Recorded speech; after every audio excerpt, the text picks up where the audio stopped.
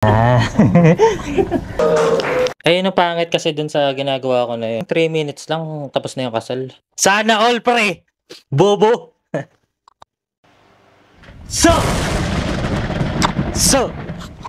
So, for today's video, nandito na naman ako at ayun si Mama sa likod. Nakikita nyo ba yan? Si Mama yan, pre! Si Mama yan, pre! So, ngayon, no, meron na naman tayong naging video. So, ang tatalakayin natin is yung kauna-unahan ko civil. Ay, hindi, pangalawang beses kong civil, palpa kasi yung isa. Pangalawang beses kong maging civil wedding photographer. Yan. So, ayan, nirequest to ng naging bisita doon. So, ayoko sana siyang i-vlog kasi ang bilis niya ng ang bilis ng pangyayari, no. So, ang bilis lang. Kung 1.5 hour lang yung yung civil wedding sa Batangas. So, sobrang ganda. Ang ganda ulit ng camera ko. Gamit ko na naman ang R50. No? R50. Yeah. Alam it, no? Ito, yan. Di ba? Hindi makapokus. So, ayan, no? Papanoorin na natin. Ayan. Madaling araw kaming gumuwahid yan ni Papa. Pupunta sa Batangas. Yan, daanan na yun, diretso yun. Diyan din na daan. Hindi tayo dadaan. Hindi yung loob. Yung galing tunnel, pwede dyan dumaan. Pero comment ka natin. Lahat alam ni Papa eh. Tuloyin mo yun? Malapit daw na yung problema. Wala kami nakikita dyan, pre. Wala man lang ilaw yung daan. Nakabahan ako for today's video, no? Magshoot tayo ng kasal. So ito yung venue nila. Intro after intro! Maayos ba yan?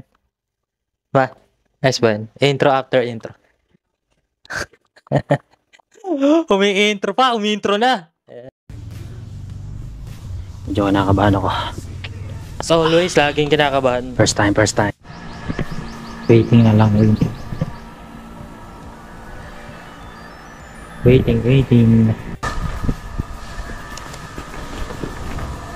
Yung invitational card po. Ay, wala. Ano na po yung kahit po sa cellphone? Wala. Wala nga kasi. Bali yung baka Wala nga kasi. Ano ba naman yan, Salvador? Sinabing wala. Wala. Civil wedding, naghahanap ka ng ng invitational card. Eh sila lang nandun. Bobo. una mo lang dyan yung ceremony sa yung habang nakain. Wala na ng mga Yung sing-sing po, wala rin. Ando natin sa sabi. Siyempre may sing-sing, Salvador. Okay. Ay, hindi po kayo nakasmile. Smile po kayo. Shoutout nga pala kay sir, yung etong lalaki na yan. Yung nakaupo yung bata. Sobrang bait niya, no. Kinakabahan ako niyan. Tapos bigla siyang dumating sa harap ko. Para siyang angel eh. Mukha akong angel! Tang-ina! Yung sakto nakaputi. Angel. Tapos kinausap ako. Yung kaba sa dibdib ko nawala. So sana ganyan lahat yung magiging makakasalumuha ako sa event no, kakausapin kami para matanggal yung namin. Matanggal ang aming kaba. Dito kasi sobrang kabado ko dyan. Kasi nung una pumalpak ako. Like ang daming noise. Wala akong flash. Tapos yung camera ko bulok pa. Ganun. So yun. Malupit. Kaya kinakasal na.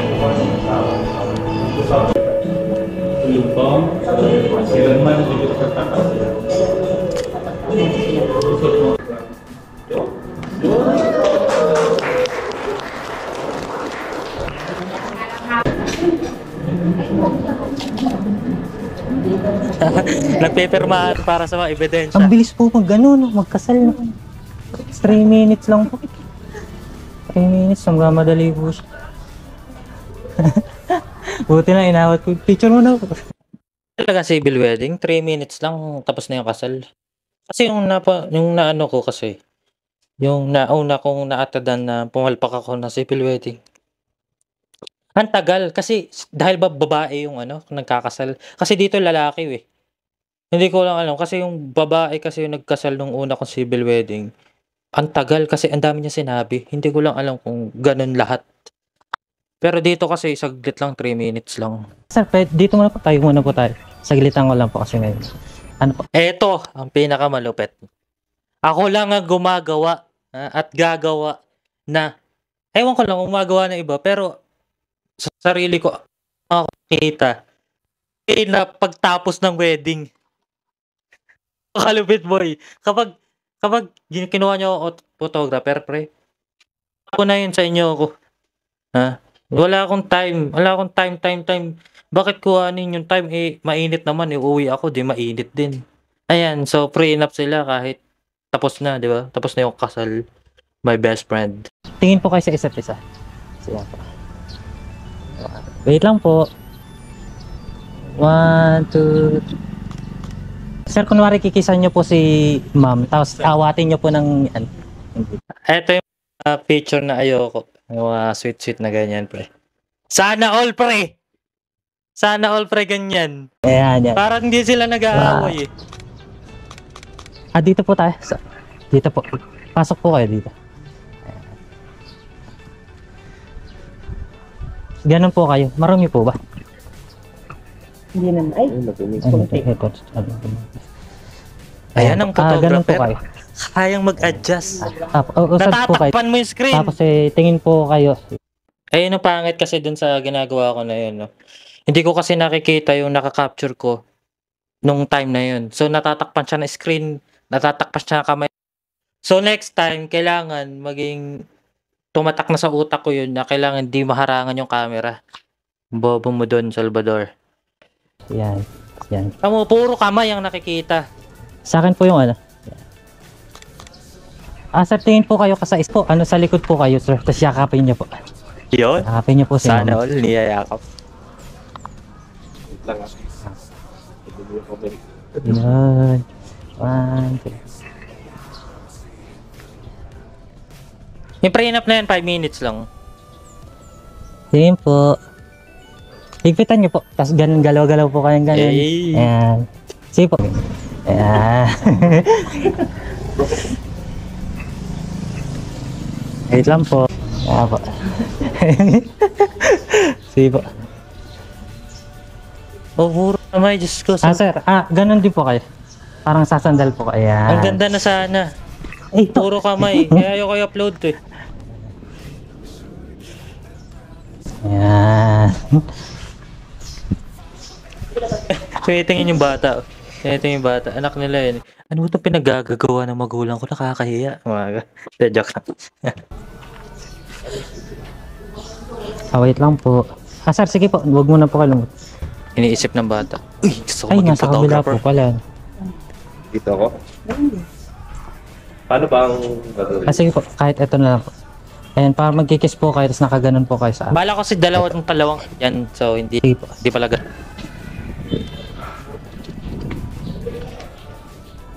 One, two. Parang kain si Gubal. Mag-vlog din ako sa sabi mo, subscribe. Ayan, napakalupit niyang taong yan. Nakikita niyo ba yun? Napakalupit ng taong yun. Napakalupit nun. Kasi, nakabite ko tapos inaalok niya ako sa Bulacan. So, yung inalok niya, hindi siya basta-basta kasi alam mo bakit? Kasi, inalok niya ako mag-photoshoot sa Patay. Bago sa akin yun. So, nung una, parang napapaisip ako, ala, Patay, baka maiyak ako kung sakali ililibing na ganun. Pero baka din matawa ako, tapos ma-open sila. Ganun. Kaya ewan ko lang, nagtuloy kasi sa presyo ata.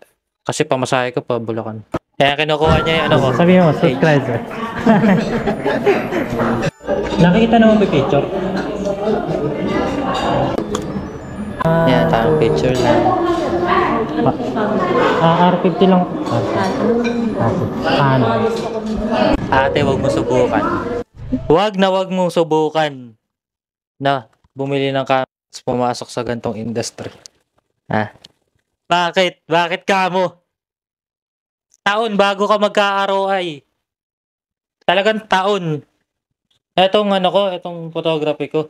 Siguro sa 3 taon bago ko makuha lahat ng nagastos ko. ROI, 3 taon. Walang return of investment. Bakit? Inutang ko. Pinambili ko. Babayaran ko. Tapos, babayaran ko ulit. para maka-return of investment. Walang mangyayari. 3 taon bago kumita dito, pero pagtapos nun, all goods na kasi masaya pumunta sa event, ganun. Alam mo yun, kaysa kunyari magtatrabaho ko, magkakautang din naman, tas yung utang ko pambabayad ko yung ano ko, wala ring nangyayari. Eto, wala nga nangyayari, na-improve naman yung ano ko, yung skills ko. Yeah, 'di ba? Same lang, may improvement. Dun kasi sa work, magkakautang ako, walang na-improve sa akin. So, mas maganda na rin 'to, mas okay na din 'tong binili. Vloggers din siya, oh. Video kasi mo habang nag-video. Yo, miss na me. Yan, tamang uwi ako dyan. Ang ganda ng lugar, pre. Tingnan nyo naman, oh. Nasa bus lang ako niyan. Hindi mabigyan ng hustisya ng camera ko yung ganda ng lugar. Ganyan. Ayan, Kabiang Tunnel. Ang tanda ko na sa tinatawag na Cavite. Et kapag di ka pa nakakapunta dyan, hindi ka taga Cavite. Hindi pa ako nakakapunta dyan, yan lang. And so, maganda na napuntahan ako sa Batangas. So, gusto ko talaga ulit pumunta sa Batangas. Ang babait ng tao, masarap yung pagkain, mahal nga lang yung pares. Ayan, pumunta fashion show. Hindi ko alam, kinabukasan ata. Isang linggo ata yun bago yung civil. Grabe naman yan, sir. Grabe naman yan. Tapos pinas nito. Tama yan. Nabihira lang meron. Ay, ang camera niya, C9 Nikon. So, sa Nikon, siya na yung pinakamataas na ano tawag dito, na camera. Siya na yung pinaka-top. Wala nang tataas sa C9. So, medyo natuwa ako. May kasama ako na ganyan. Fashion show yan, fashion show. Laki niyan, video. Ang lalaki ng camera nila, yung mga lens, no? Sa akin, ganito lang, maliit. Anong ginagawa niyo? Ba't ang daming ganyan? Bago pa lang to eh. February pa. Kaya no, ang lalaki ng lens nila, tapos samantalang ako ito yung lens ko. Maliit lang pero solid. Ha? Solid yan, kahit maliliit yan, pre. Papalag ako dyan, kahit gano'ng kamahal yan. Yeah. May gamit. Palag, ha? Dati, nung nakuha ko tong 24 to 105, may nagsabi, mali, ang kinuha mo, hindi naman nagagamit yan. Ganun ang sabi ng kilala kong photographer. Tapos napag-isip-isip ko, nung ginagamit ko siya. Yung limitation pala nung lens, nasa photographer. Kasi nagagamit ko siya. Sabi, hindi ko daw magagamit. Nagagamit siya. Kahit yung mag-zoom na ganito, yung ganito kalapit, pre. Yung ganito nagpo-focus siya. Kaya, yung, nasa sa inyo yan, kahit gaano kapangit. Etong kit lens ko, yung patangay na lens, 80% of the time, yan, ginagamit ko. Kaya, walang reason na makapag-picture kasi pangit yung gamit. Wala kasi. Etong nga kit lens, buhay na kit lens umarte lang ako. Kasi nga, nung una kong civil, malayo yung hindi kaya na kit lens kasi 45mm lang. Pero kung makapal yung mukha ko nun, wala akong iniisip kasi first time ko, natatakot ako sa magiging magagalit yung mga tao, ganun. Ang ginawa ko, nahiya ako, hindi ako lumapit. So, kasalanan ko din yun, pero kaya naman. Lalapit lang ako, makakaharang lang naman ako. Tapos ay may nagsabi sa akin na photographer, okay lang na makaharang ka, okay lang na makaano ka, kasi bayad ka para makuha yung pictures na yun. Ayan, so yun ang tatandaan niya. Walang pangit na lens. Day. Hindi pa ako nakaka-attend ng Nikon Day dito. Pag naka-attend ako, yung mga may Nikon doon, masasyak sila. Yak yun, pag nakita nila yan. Masasyak talaga. Ikaw ba naman meron kang bad todo. Talagang masasyak sila. Yun yung pinakas eh. Ano gusto? Joke lang. Hindi ko ba inaamay? Sabi naman yan, boss. Nung wedding ng ganyan, konti lang. Nung wedding ng pamangkin ko, di ba? Yung mga photographer, ayaw na magkuha. Wala sa gamit yan, nasa photographer yan, pre. Abang kain si Loco. Mo sama sa video. Bakit? Pinapatay mo ba yan?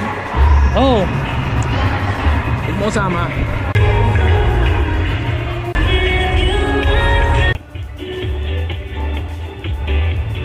itong ano na to, itong part na to, hindi ko na masyadong isasama lahat kasi ang problema kasi dyan, yung tugtog ng ano, surrounding ko. Pwede ko makopyright kaya hindi ko na ginawa. Hindi ko na siya pinagbibidyoan. Anong galing mo, boss, ah? Hindi, patatawa din. Ayan, yung babae ng ganda na ito. Ito. Nakikita ko na pala siya, nakapagpa-picture pala ako sa kanya. Stupid. Yung babae ko namamalaya, nakapagpa-picture ako sa kanya. Tapos, nangyari pa, siya pa yung ginamit ko sa aking cover sa page. Siya yung ginamit cover page. Ngayon, nakita ko, i-edit ko na to. Siya pala yun, yun ko sa SNP Photography. Kaya nakakausap na siya ni boss. Cover natin, yun na pag-picture na yun. Tapos nakita ko din siya sa ano, sa pinuntahan namin ng Miss Tin. Nakita ko siya doon, tapos nakalagay sa kanya Apollonia. So malapit lang pala siya. Taga dito lang, di pala siya tama. So yun. Lagi ko siya nakikita, lagi kaming na ano. Tapos ito yung output ng mga picture. So papakita ko din dito. Ayan, ayan yung mga output ng picture. Sana ma-visit nyo yung aking page to, tapos ma-like at follow din, tapos pa-subscribe na din dito sa ating YouTube. So, yun lang. Thank you. Ang lakas ng trip, gagi. Reaction on my own video. Saka nakakita na. Bye-bye.